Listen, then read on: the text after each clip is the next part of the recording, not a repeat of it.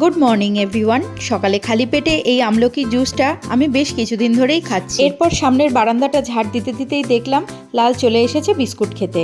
ওদের জন্য আমার কর্তা সবসময় কৌটো ভরে বিস্কুট এনে রেখে দেয়। ওকে বিস্কুট দিয়ে আমি ঘরে চলে এলাম। রান্নাও বসিয়ে দিয়েছি। সকালে ছেলেকে ঘি ভাত আলু ভাজা দিয়ে মেখে খাইয়ে দিলাম। আজকে রান্না করছি আলু ফুলকপির রসা আর কাঁচকলা পেঁপে আলু দিয়ে কই মাছের ঝোল। রান্নাবান্না সেরে চলে এসেছি ঠাকুর ঘরে।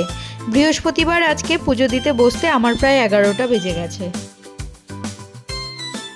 এরপর সন্ধ্যাবেলা একটু রেডি হয়ে নিয়ে গেলাম আমরা বাজারে এসেই দেখলাম ফুচকার দোকানে ভিড় কম। ব্যাস সেই দেখেই দাঁড়িয়ে পড়লাম দোকানের সামনে। ফুচকা খাওয়ার পর টুকটাক যেগুলো কেনাকাটির দরকার ছিল সেগুলো সব কিনে নিলাম। তারপর বাবু বলল চলো মা রোল খাই। এরপর রোলের দোকান থেকে এক চিকেন রোল কিনে নিয়ে খেতে খেতে বাড়ির দিকে রওনা হলাম।